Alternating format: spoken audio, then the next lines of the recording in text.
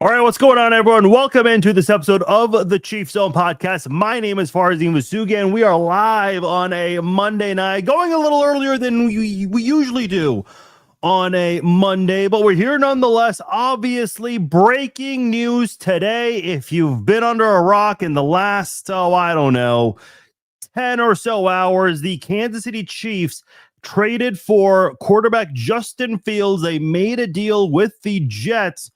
It's a pretty good deal for both sides, actually. And the Chiefs have a viable option at the quarterback position. I like this trade for a couple of moves, and I will explain why in just a couple of minutes. Also, over the weekend, we learned that the Kansas City Chiefs will be bringing back Mike Caliendo. This means the Chiefs will return their entire offensive line from last season, with the exception of Jawan Taylor.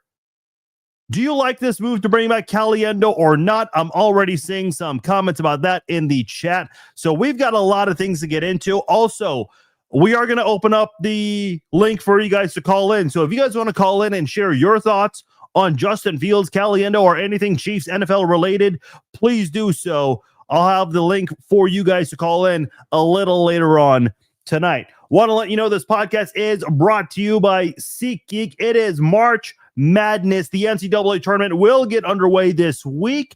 You guys want to catch any of the action there, you can always go check out my friends over at SeatGeek. We also have Royals opening day taking place later this month as well. A great month of sports.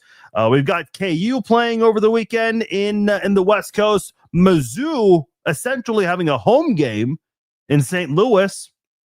And we got the Royals starting their season in Kauffman Stadium a little later on this month. Plus, we've got the NBA, NHL seasons. They're going to be starting to wind down real soon. Playoff action going to be underway in those two sports. If you guys want to catch any of the action, go check out my friends over at SeatGeek. They've got a lot of great tickets there. If you see a green dot next to those tickets, that means you are paying a good price for them. And if you're a new SeatGeek customer, you can use my promo code Farzin. You'll save $20 off your first purchase from SeatGeek. Go to SeatGeek.com, get your tickets at checkout. New customers, enter my promo code Farzin. You'll save $20 off your first order from SeatGeek. All right. Appreciate you guys joining me on a Monday night here. A lot of things to get into. So let's jump in. Oh, by the way, one other thing happening tonight. We're going to have on artist Anthony Oropeza. He'll be joining me on the podcast. You guys, if you don't know who Anthony is, you will get to know him. Of course, you guys know later this month, actually in 13 days to be exact, we will be less than 2 weeks at Planet Comic-Con Kansas City for the first ever Chief Zone Live. I'm excited for this. This is going to be a great one.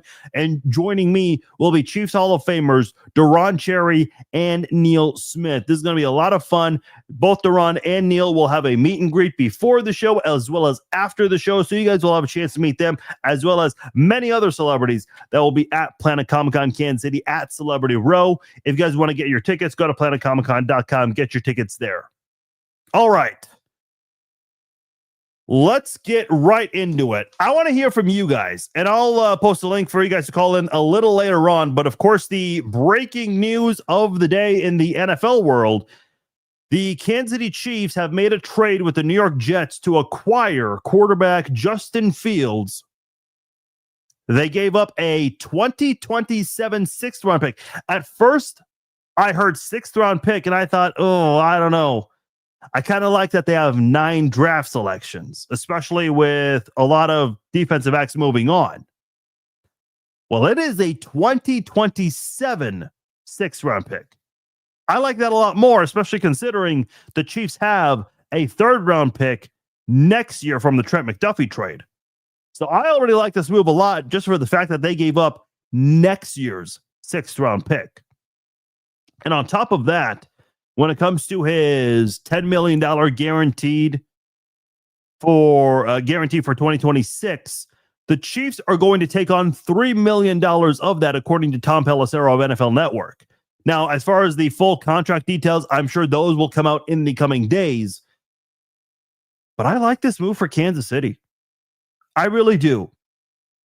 Let me just give you some facts about Justin Fields. He's 27 years old. He's been in the league for 5 years. He has started at least 6 games all 5 years he's been in the NFL. He started 53 games, has played in 59 games in total. One thing that I don't think a lot of people are pointing out about Justin Fields is that he has improved when it comes to taking care of the football. In the last 2 years, he's only thrown 2 picks, and that is in 19 total games he's appeared in with 365 pass attempts. Now, when you look at his career overall, what do people know Justin Fields for? His ability to run the ball. I remember a couple of years ago in 2023, when the Chiefs were preparing for the Chicago Bears, Chris Oladokun was a very important player that week in practice because of Chris Oladokun's running abilities. And I've mentioned this before with Oladokun. He really helped prepare the Chiefs for Justin Fields in that game, because I don't think the Chiefs had ever faced Justin Fields up until that game. Funny enough, that was also Taylor Swift's Arrowhead debut. And now Fields is making his way over to Kansas City. And by the way, Oladokun's a big reason why the Chiefs have done well against Lamar Jackson, but neither here nor there. The Chiefs did a pretty good job against Fields, not letting him go off or do anything big. But in his 5-year career, he's close to 2,900 scrambling yards in 5 years, along with 23 touchdowns on the ground. If you're wondering where that ranks among all quarterbacks, that is tied for third most rushing touchdowns by a QB. Obviously, number one, no shocker, Jalen Hurts. And right behind him is Josh Allen. Hurts has 60, Allen has 54. And then Fields is tied with Trevor Lawrence with 23 touchdowns. Then it's Daniel Jones and Kyler Murray. They each have 17. Lamar Jackson has 16. Patrick Mahomes has 13. I was not expecting Patrick Mahomes to be on this list. Then I looked up who has the most scrambling yards since 2021. Again, that's the year Justin Fields entered the league. He was the 11th overall pick that year out of Ohio State with the Bears. And yes, that was Matt Nagy, who was with that Bears team in 2021. But as far as who has the most scrambling yards since 2021, Lamar Jackson, not a surprise, is one. And not a surprise, Jalen Hurts, Josh Allen are behind him. Fourth is Fields with nearly 2,900 scrambling yards. Fifth, and I was surprised by this, I guess maybe not so much considering how much he ran for this past year, is Patrick Mahomes. So the Chiefs right now have 2 quarterbacks under contract who, since 2021, are top 10 in rushing touchdowns and in the top 5 in scrambling yards among QBs. So what do the Chiefs have? What do the Chiefs gain by acquiring Justin Fields? They have a serviceable quarterback who has a lot of starting experience, 53 games to be exact, and a few more appearances to go along with it. And he's been used in a lot of unique ways. I thought he was used very well in Pittsburgh. And I do want to get into that Pittsburgh because there is one specific moment where I feel like he really kind of had his shining moment in just one snap, and I'll explain later. The big story, obviously, with the Chiefs right now is Patrick Mahomes is recovering from ACL surgery that he tore in December. That was in week 15. He had the surgery on the 15th. Look, none of us are dismissing Patrick Mahomes, his work ethic, his focus, his drive to always want to be available and always want to excel and play great. No one's dismissing any of that. But we've got to be completely honest. Being ready for week 1 after having surgery on the 15th of December, that is an uphill battle. And I'm not saying Mahomes can't do it or he won't do it. I know there's been talks from insiders that he might be there. He might be available in week 1. I mean, unless you're evaluating the knee or you're talking to someone that's evaluating the knee, those words don't mean much to me. I know we've had some insiders recently talk about this and say that they think Mahomes is going to be there in week 1. We truly do not know. It's too early to even make that estimation. Because here's the thing. A normal recovery from ACL surgery is 9 to 12 months. Now, keep in mind that is the recovery timetable and the physical therapy that goes with it. Those physical therapy plans are designed for the laziest and like the least active person in the world. Obviously, a professional athlete like Patrick Mahomes does not fit that bill. Now, 9 months is a fair timetable. The 9-month mark is going to be September the 15th. If you pay attention to when the NFL starts their week 1 games, it's always after Labor Day weekend. Labor Day obviously always falls on a Monday. This year, Labor Day is on September the 7th. So the NFL season will kick off on the second week of the month. So that is going to put Patrick Mahomes just a couple of days shy, depending when the Chiefs are going to be scheduled for their first game. We don't know that yet. We'll find out in mid-May. Sometimes they leak out a couple games early. We'll find out, but that's going to be very close to the 9-month mark for Patrick Mahomes since when he had surgery, which was also a couple days after the injury. So we're not going to know anytime soon when Kansas City's first game exactly is going to be, but it's going to be right there within the same week of the 9-month mark. Look, in the event, not that we want this, we certainly hope Mahomes is there, but in the event Mahomes is not ready in week 1, Justin Fields is not a bad option to have for a game or two, maybe a little longer, maybe for the first quarter of the season. And I mentioned to you his interception numbers have gone down the last 2 years and 365 pass attempts, 19 games with the Steelers and the Jets. I said I wanted to go back to the Steelers moment. I remember when the Steelers played the Bengals, and the Steelers did this throughout the season where they would bring in Justin Fields in situational moments, especially in short yardage moments. Look at how the Chiefs use Kareem Hunt as essentially their cheat code for short yardage situations. Justin Fields was somebody who would come in, throw off opposing defenses, and the Steelers would do whatever they needed to do to pick up a first down. Sometimes they bring in Justin Fields just to hand off the football to make teams think that he was going to go for it himself. I remember I think it was week 13 in 2024 against the Bengals. And I know this is not the greatest measuring stick because the Bengals defense has been bad for a long time, but on 3rd and about 4, Fields is faking a handoff, and it was not to Najee Harris. I can't remember who the running back was, but he fakes the handoff, and the entire Bengals defense bites.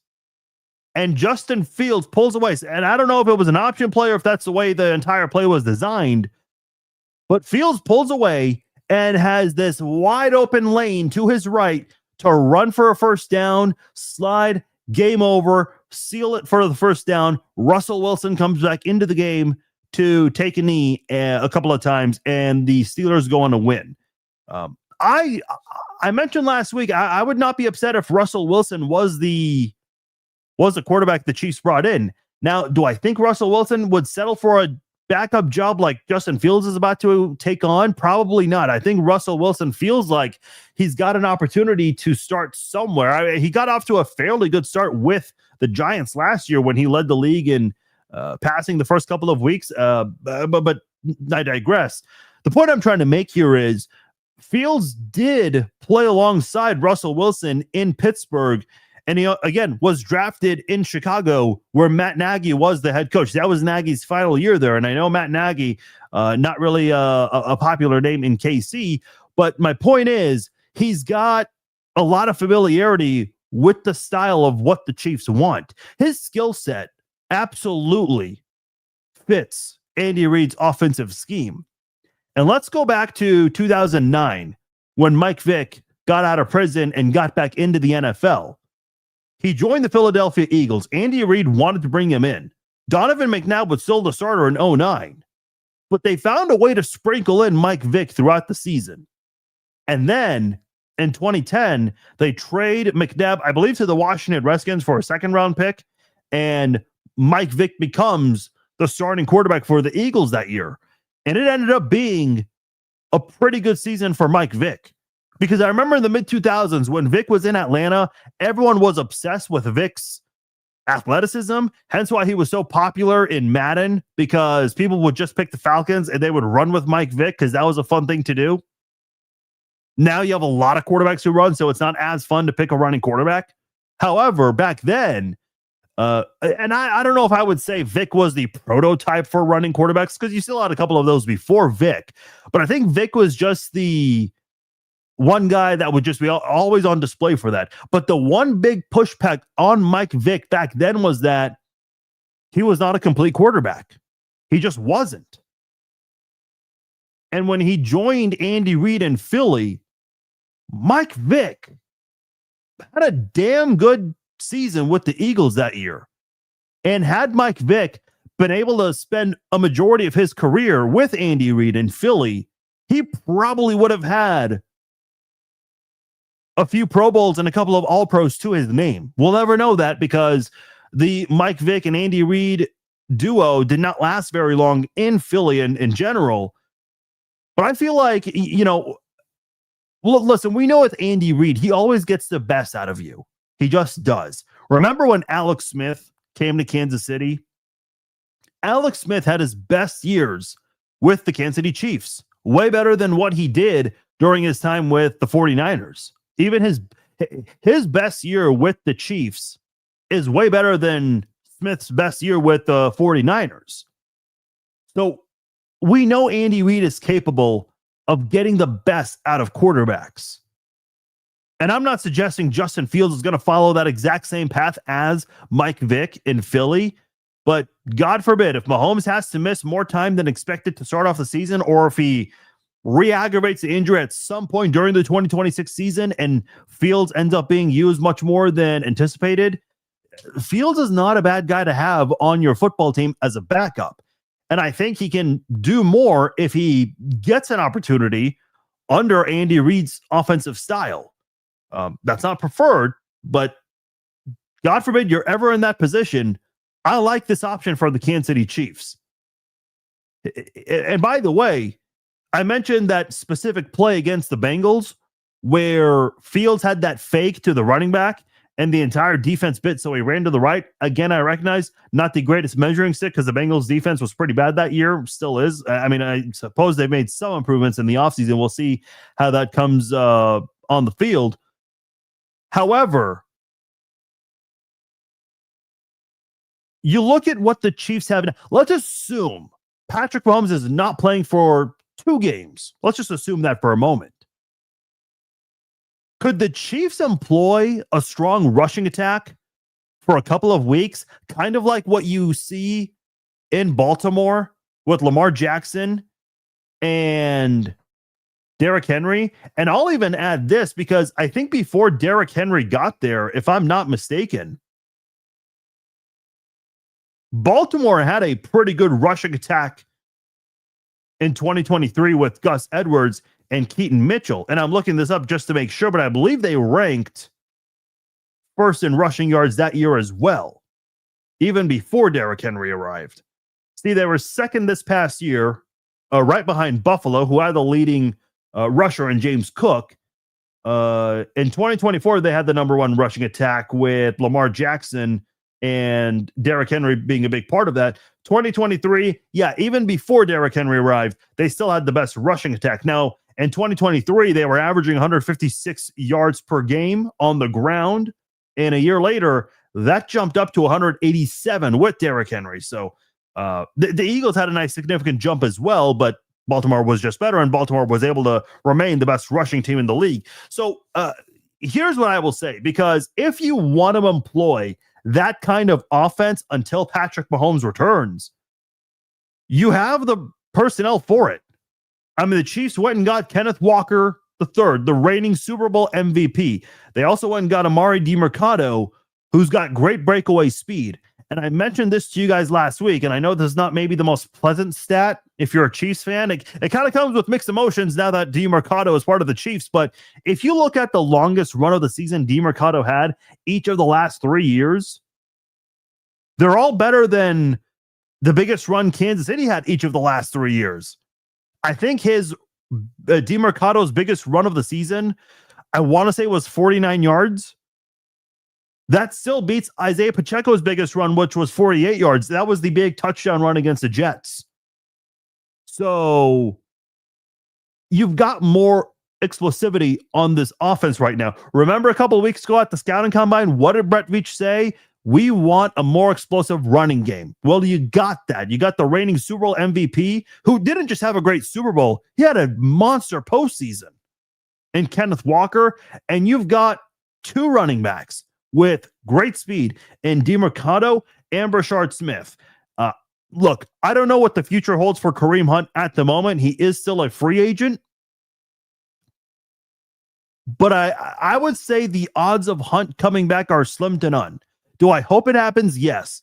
Because I think Hunt would be great to have in those short yardage situations. And listen, the idea of Fields and Hunt in the backfield at the same time on third and short or even fourth and short is a lot of fun to think about, considering, well, Kareem Hunt is the best short yardage running back in the NFL right now. Whether the tush push is banned or not, I still think he has that value to give to all of the 32 NFL offenses. But if the Chiefs want to throw you off and make you think you're going to hand it to Kareem Hunt, Justin Fields will take off with it. So I'm excited about the ideas. I know a lot of people have brought up the trick plays and what the Chiefs could do with this. I remember when Blake Bell was with the Chiefs, and I was excited about that addition. In fact, Blake Bell had 2 stints with the Chiefs. And I asked Blake about this before. I'd love to have him on the podcast to talk about this in greater detail. But I just straight up asked him, I said, look, I know you still have friends on the team. I mean, the coaches you played under, they're on the team, most of them, but were there any trick plays for you? Because we never really saw that with Kansas City. And he told me there were some plays in the playbook, they just never were in situations to feel the need to utilize them. And that just irked me, because my biggest excitement with Blake Bell on the Chiefs is that, being that he is a belldozer, was a former quarterback at Oklahoma, that is something you can use on an offense, especially with a Chiefs offense that always has receivers with great speed. And right now you have Xavier Worthy, you have Rashee Rice, who in the past, and maybe not this past season so much, but has shown the ability to do really well on those slant routes or in short yardage situations. You also have Tyquan Thornton coming back, who's got really good speed, also has good size as well. So I feel like the Chiefs have the personnel to make that happen. I'd like to see them utilize Jalen Royals a little more, and maybe he can excel or get involved in those situations. I think those are the kinds of things that the Chiefs can do with Justin Fields. Now, again, we don't know Patrick Mahomes' timetable. Here's my prediction with Patrick Mahomes. I think Patrick Mahomes is not going to take part in 11-on-11 or 7-on-7 drills. Will he have some participation in training camp? Yes, I do think that. But it will be very, very, very minimal. Is there a possibility he starts on the PUP, the physically unable to perform list, for training camp? Yeah, I'm not going to dismiss that either. But I think at some point in training camp, Mahomes has to take part. Once you reach the 7-month mark, you can do workouts. You can train, especially if you're a professional athlete, unless there's something wrong with the knee and maybe there's more damage to the ligament than expected, but that doesn't seem to be the case right now. But I think once you reach the 7.5-month mark, which is going to be around the time when training camp gets underway, I think Mahomes can do some things in training camp. Not much, but you'll take some things better than nothing, because he's got to find a way to establish a connection with his receivers. And I know they're going to be returning a lot of guys back with Worthy, Rice. I know people are wondering what could happen to Rice, but for right now, he is on the team. For right now, he has not been charged or is not found guilty of anything. Tyquan Thornton is coming back as well. You have Travis Kelce, of course, coming back as well. Noah Gray, who's been on this team for a few years now. You've got a lot of people who are familiar with what they can expect from Mahomes. Some workout, some trying to build somewhat of a connection in training camp is still pertinent to me. But I think in the preseason, you're going to see some of Justin Fields. And if I had to guess, not that I want this, and I hope I'm wrong, I don't know if I really expect Mahomes to be ready. Now, listen, I know a lot of people are reacting to this thinking this is a move made because Mahomes might not be ready in week 1. I don't have that reaction because of this trade. Do I still think Mahomes will be ready in week 1? Look, it's 50-50. I hate giving that answer because that's such a cop-out answer to avoid being right or wrong. But it really is 50-50 because that is going to be right around the 9-month mark. But listen, the idea of what the Chiefs could do with Justin Fields and the rushing attack they have right now, that does excite me a little bit. So I'd be curious to see what the Chiefs end up doing with this offense in the event Fields needs to fill in for Mahomes for a game or two, maybe the first quarter of the season. If you guys want to weigh in on this, you guys want to give me your thoughts, I would love for you guys to call into the podcast and chime in on this. I just commented with the link, so if you guys want to call in, click on that link, turn on your audio, your video, put in your name, and we'll get you on the podcast, and we'll interact, and you guys can share your thoughts here. But some of you guys are asking what Justin Fields' number might be. If you guys saw the images with that I edited, I put number 3 because no one is wearing number 3 right now. I was about to put number 2 because I thought Colquitt was 2, and then I remember Tyquan Thornton got 2 back. I don't know why he switched back to 2, but he did nonetheless. So I don't know. I'm going with number 3. That's my guess. We'll see. Yeah, Colt, you mentioned Cunningham. That's kind of what I thought as well. When talking about when thinking about quarterbacks who've done that. Robert says Fields can win games. I think he can put you in position to win games for sure. And by the way, what is his record as a starting quarterback? If I can find that real quickly. He is 10 and that's with the Bears. 16-37. So that's not good. On average, in a season, he's 5-12. I think in the last couple of years with the Steelers and the Jets, because what did he have with the Steelers? And that was kind of a weird year where, they waited for Russell Wilson and all of that. He had 5 touchdowns and 1 pick in 2024 with the Steelers. With the Jets last year and 9 starts, he had 7 touchdowns, 1 pick. Now, those are just passing numbers. If you want to look at rushing numbers, and I can pull those up as well real quickly here, with the Steelers, he had 289 scrambling yards. With the Jets, he had 383 scrambling yards. 5 touchdowns with the Steelers, 4 with the Jets. So I feel like he's done his job in putting the team in position to do well. In 2022 with Chicago, his only season of 1,000 scrambling yards, he actually had 1,100 scrambling yards that season. He had 65 first downs that he ran for and 8 touchdown runs. So he's got that ability. And I'm kind of excited to see, I'd like to see that scenario of Kenneth Walker, Amari DiMercado, and Justin Fields, how they annoy the hell out of opposing defenses. Dude, defenses have not been able to get answers for stopping running quarterbacks.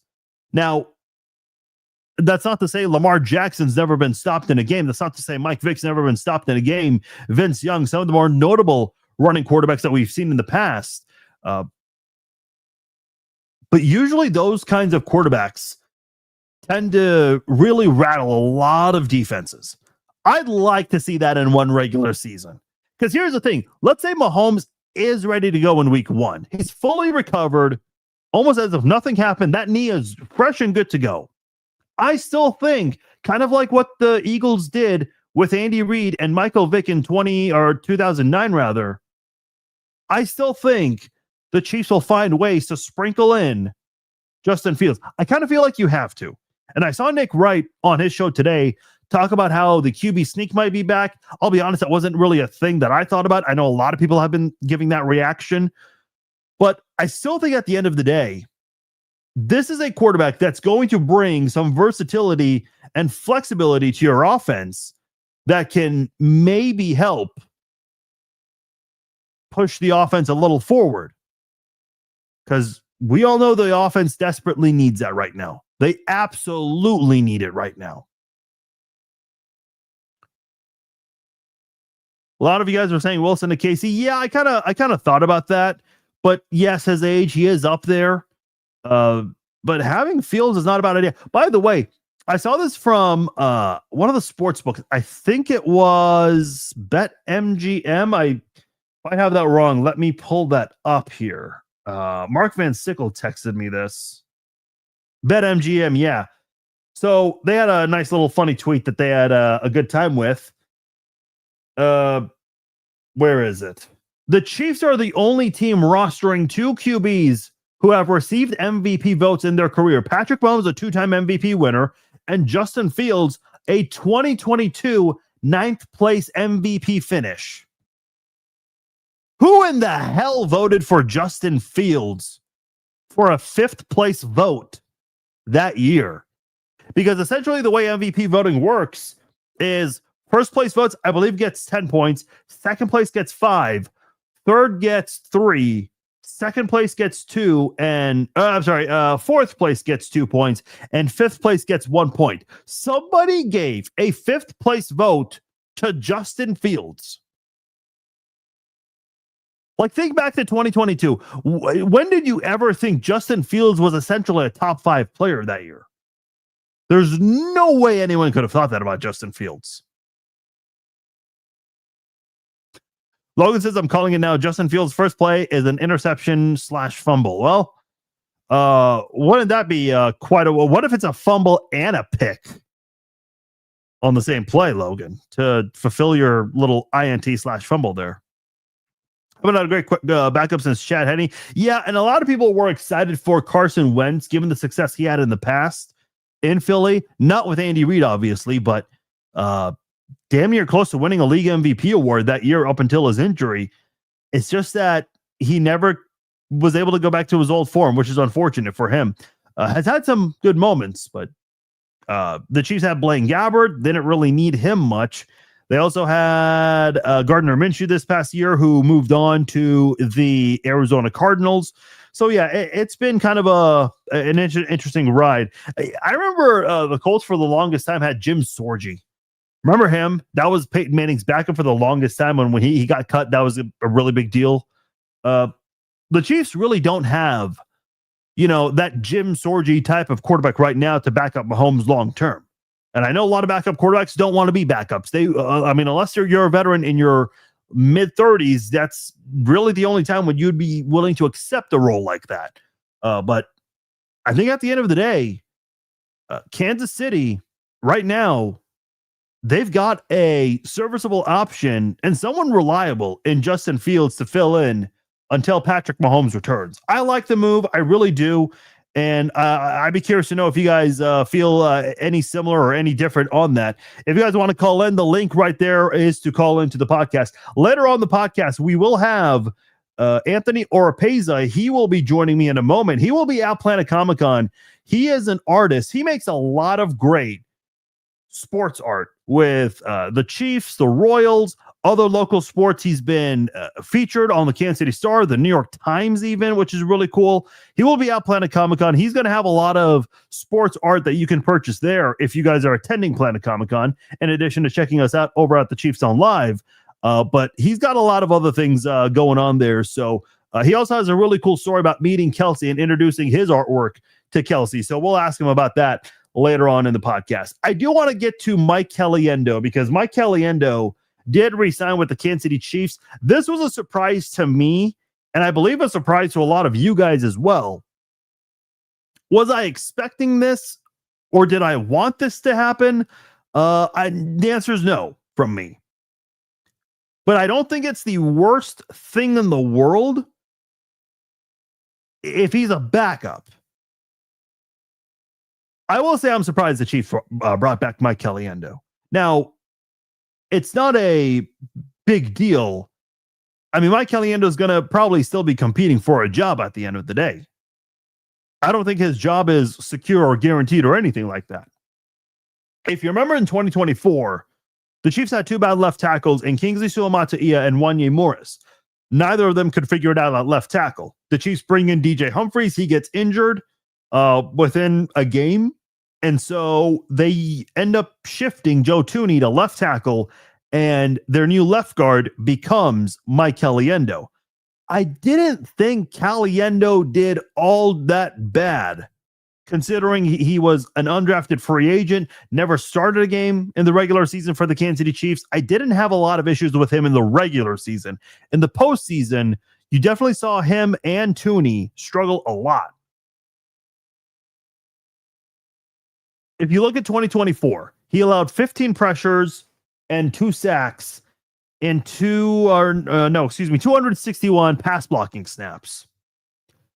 In 2025, he played 2 fewer pass blocking snaps, but gave up 6 more pressures. An extra quarterback hit than the year before. 3 QB hits last year, 4 this past year. And also 2 sacks allowed just like the year before. Again, I'm not angry by this. I'm a little confused by it. But if they were, re-signing him and expecting him to be a starting offensive guard, yeah, that would be very questionable.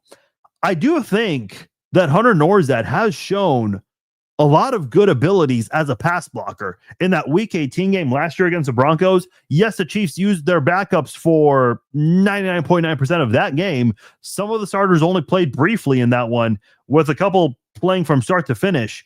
But Hunter Norzad, when he replaced Creed Humphrey for that game, I was not a big fan of his snaps as a center, but as a pass blocker, I loved what I saw from Hunter Norzad in that game.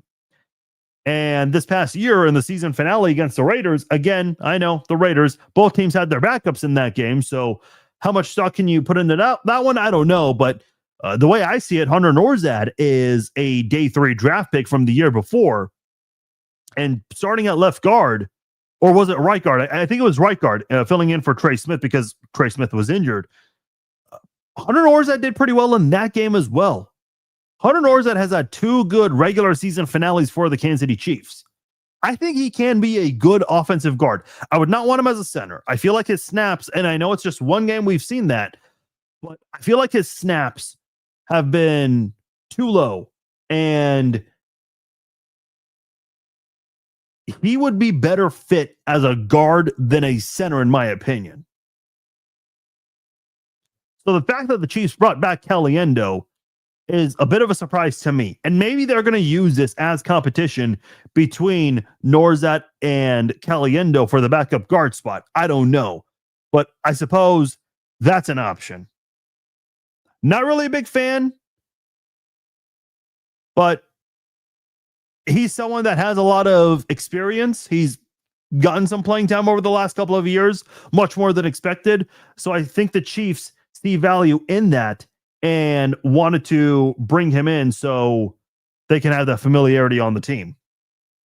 All right, before we bring in Anthony Oropeza, since I don't believe we're going to have any callers, let me see what you guys are saying here. Colts asking, heard a rumor Deebo Samuel wanting to come to Kansas City. Has anyone else heard this? I have not heard that.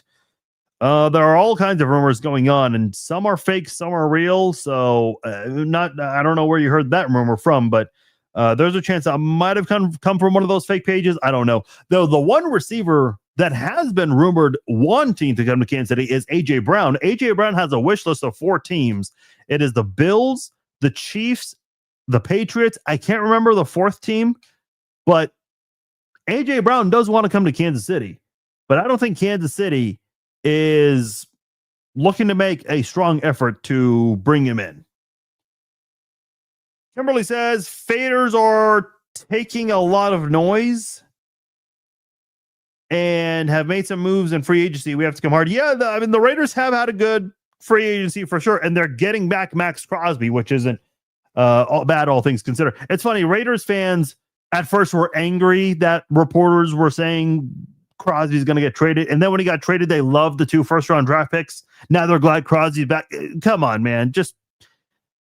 pick which one you really like. Why Fields? Are they saying the two teams he's been on was the wrong teams, and we can make him good?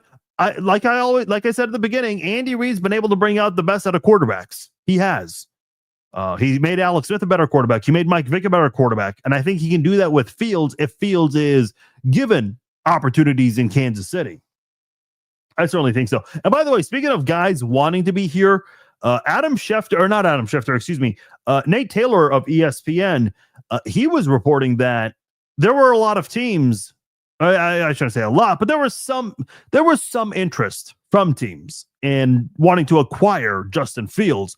Fields apparently wanted to be in Kansas City, and that's what made this move happen. So take that for what it's worth to you, but Fields' top option was Kansas City.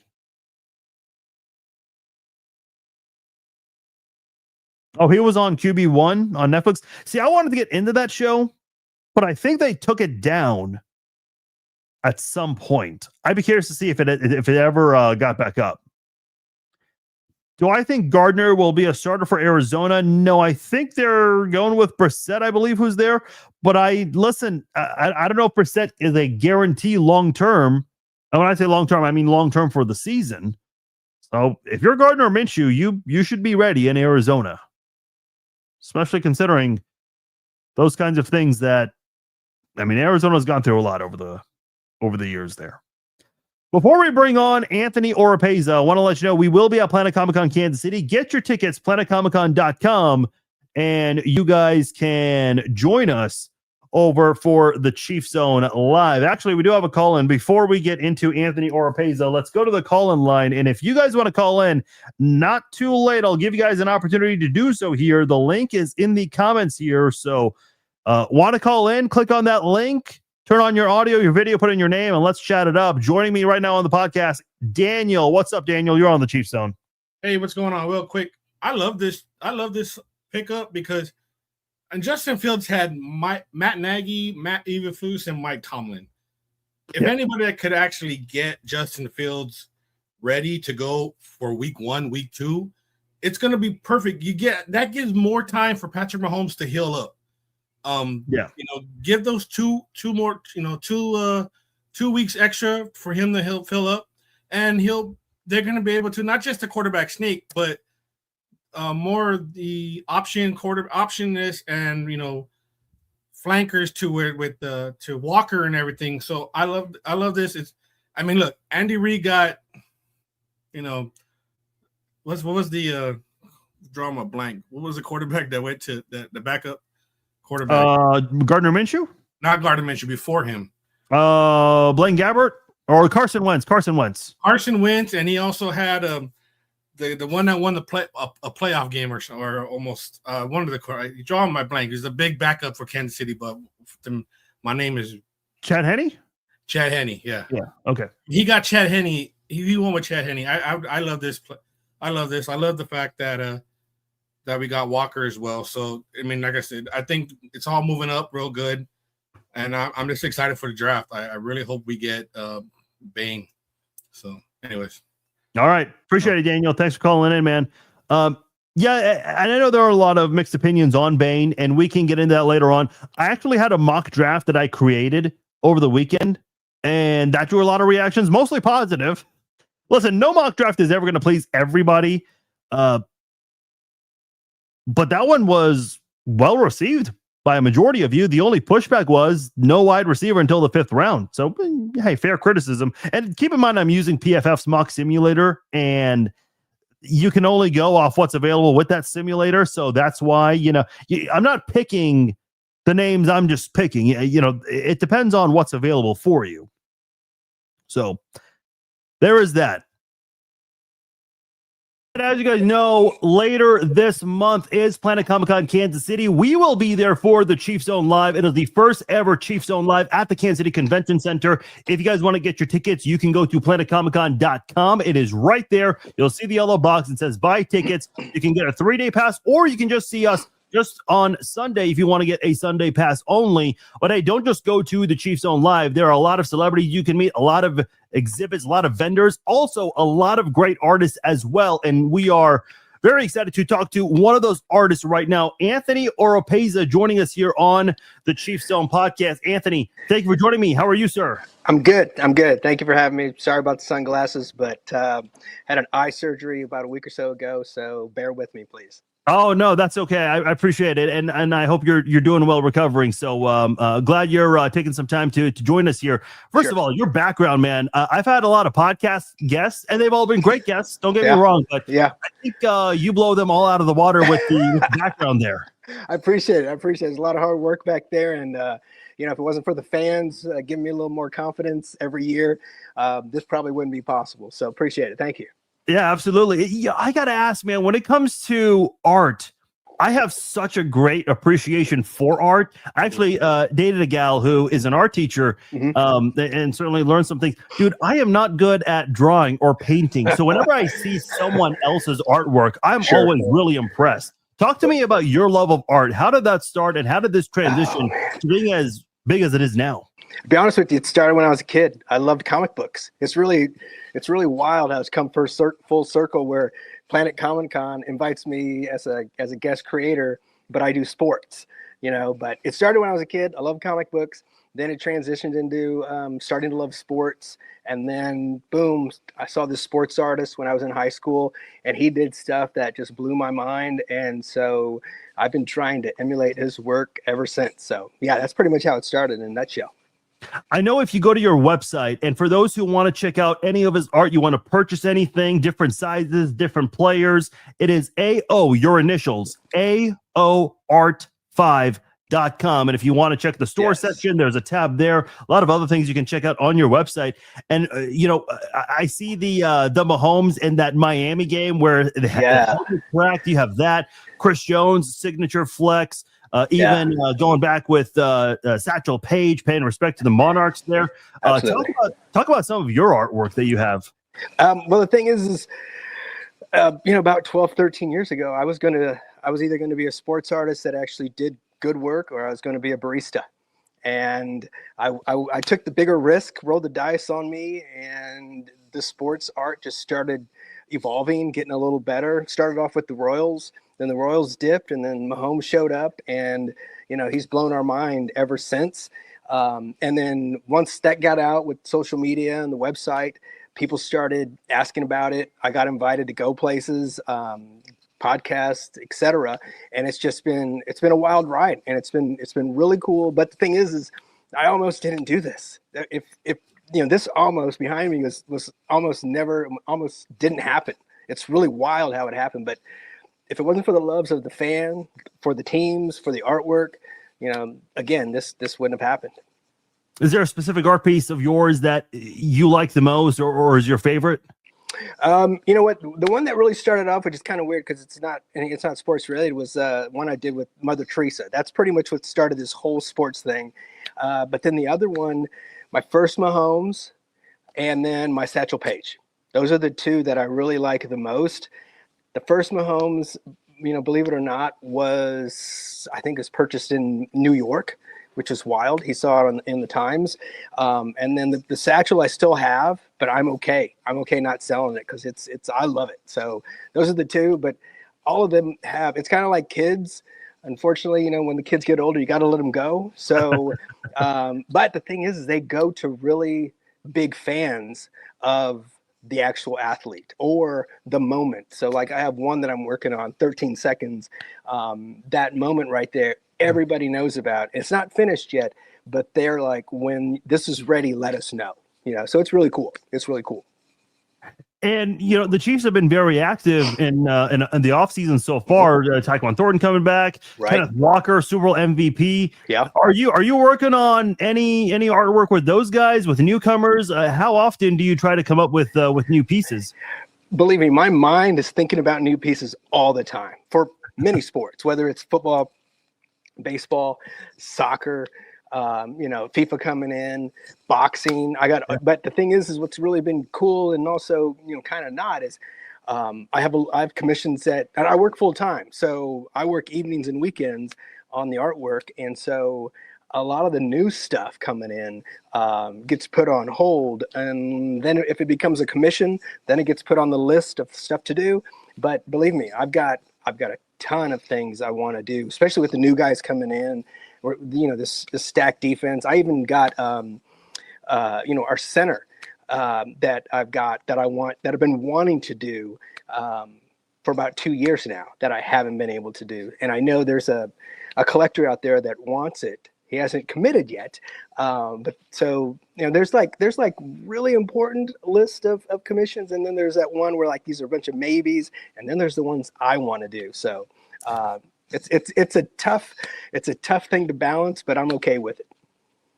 You've been featured locally on the Kansas City Star, as well as nationally on the New York Times, and I'm sure many other media outlets as well. What's it like to get not just that local exposure, but also nationally as well? It's nuts. The Times, the AP, I mean, just being asked is really cool. And in the Times, I think they probably published 2 sentences of mine. The guy sat with me for like an hour and a half, and we were talking sports left and right. I got like 2 sentences, but they had the photos on the website and the newspaper. And, I didn't think anything major of it, but then everybody's like, dude, this is the Times. This is the New York Times. And then right before the day was published, I was like nervous. But being asked and actually seeing it in print are like things I never even really thought could really happen. And so I'm really appreciative of all of those things that happen every time, no matter if it's local, and being on the morning news at 6:30 where, the majority of people are still asleep, or if it's something cool like the Star or the Times, or even, something in Liberty or someplace, it doesn't matter. I mean, it's really cool to be asked, and it's really cool to have people interested in the work, that I do as an artist, and that, I'm sure other artists are glad when people ask about their stuff as well. I've seen your stuff on social media, and I know you will be at Planet Comic-Con, Kansas City. How many years have you been going to Planet Comic-Con? So I used to try to do comic book artwork and then my own comic for about, about 20, 25 years. And every year was hit and miss. And then I started doing the sports art, and then, I got noticed. And then eventually Chris asked me to be, a part of the show a bit.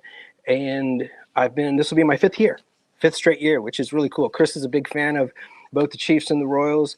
He's a fan of the work, and it's an honor to be asked because this Planet Comic-Con, it's no joke.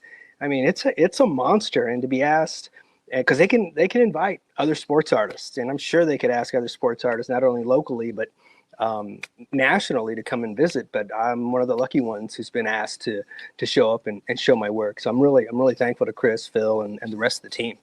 Yeah. And I echo those same comments there. For us to be able to be part of Planet Comic-Con and have the Chiefs Zone, the first ever Chiefs Zone live at Planet Comic-Con, Casey, at the Kansas City Convention Center. If you want to attend the Chiefs Zone live, you want to go see Anthony's artwork, you can go to planetcomiccon.com, get your tickets there. There's a little box there that'll say buy tickets. You can get a weekend pass, or if you want to only go to Sunday, Saturday, Friday, those options are available as well. And kids go for free on Sunday, kids 12 and under, so something to be aware of. And for those who have never been before, basically, you go inside the convention center, you go up the steps. There are a lot of things that I've been to a couple of these PCKC events, but I haven't even seen everything. I know there's a game room, all kinds of things. But there's a celebrity rail where you can meet all these different celebrities. That's where they are extremely busy. Then they've got this massive vendor hall where they have creators, authors, vendors with all these cool props that you can buy, memorabilia. And there's also a lot of artists as well that showcase yourself like you. So when people come across your table at Planet Comic-Con, what can they expect? Well, they can expect a couple things, or a few things. One, I'm going to have at least 1 or 2 pieces that are original artwork. People can check that out. I'm probably going to have a canvas print, but I'm also hoping to do at least 2, but maybe each day do some live painting while I'm there. And then there'll be a variety of prints, whether they're, might have a couple Kurt Cobains, and then you also have some of the Chiefs and Royal stuff. So you'll get a nice mixture of sports, whether it's prints, but it's also you're going to be able to see some original artwork behind me. So it'll be a cool combo. I've seen on your Instagram, you posted the picture of yourself with Travis Kelce, and you guys are standing right in front of the artwork there. What athletes have you been able to introduce your artwork to? Believe it or not, people think that I'm like shoulder to shoulder with these guys, but I'm really not. Travis is one that has been in the studio. Kevin Ross from the Chiefs back in the 90s or so. He came in with an uncle of mine, and so not a whole bunch. I've met Butker at a charity event, so I don't really rub shoulders with them a lot. Sometimes I'm work or talk to people, the in between people, but not as much as people think. But the thing is with Kelsey, man, when he showed up, he's the real deal.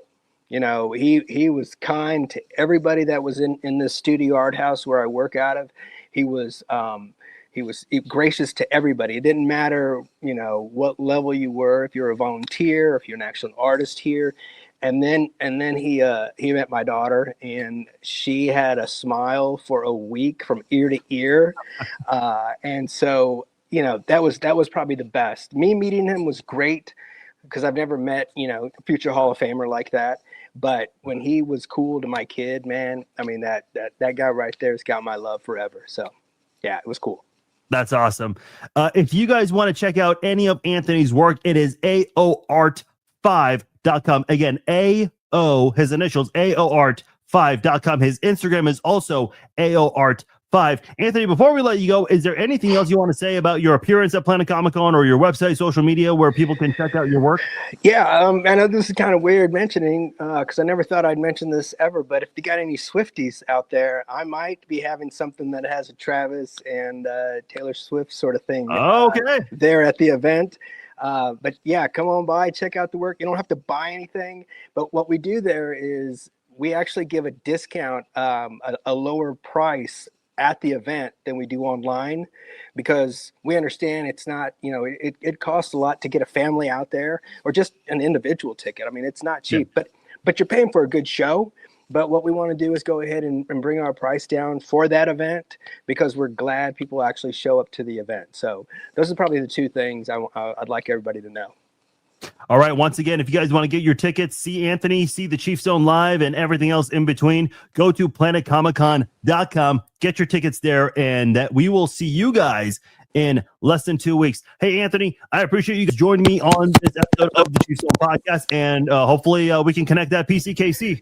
Yeah, well, I hope to see you there, man. I appreciate it. Thank you. All right. Appreciate it, Anthony. Take care. Thank you. You got it.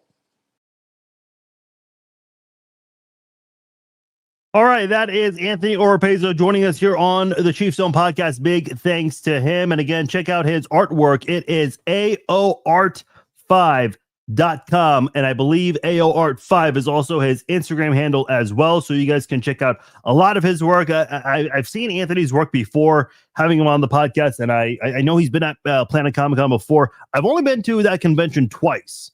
So, I've never had a chance to meet Anthony. I'm definitely going to make an effort to go over to his table. I'm a little eager to see this, Kelsey Swift little artwork that he's teasing there. So definitely check it out if you haven't done so already. Big shout out again to Anthony Oropeza and the great work he does. Go check out his stuff over at planetcomiccon.com. If you'll be there, he'll be there on the same day as the Chief Zone Live, the same weekend, really. So you guys can go check out him and many other great artists over at PCKC. And like I said, we will be there for the Chief Zone Live. If you guys want to purchase your tickets, go to planetcomiccon.com. As soon as you get to the website, there's a yellow box that says buy tickets. Click on that. You have the option for a 3-day weekend pass or just a Sunday pass. And by the way, on Sundays only, kids 12 and under attend Planet Comic Con for free. I'll be joined by Chiefs Hall of Famers Neil Smith and Duron Cherry for the first ever Chiefs Zone Live. If you guys want to be a part of this, it's in exactly 13 days. It'll take place at the Kansas City Convention Center, 2:30 p.m. It's going to be a lot of fun. I'd love for you guys to come out to this. I'm looking forward to this, and I hope you guys are as well. So come to Planet Comic Con in Kansas City.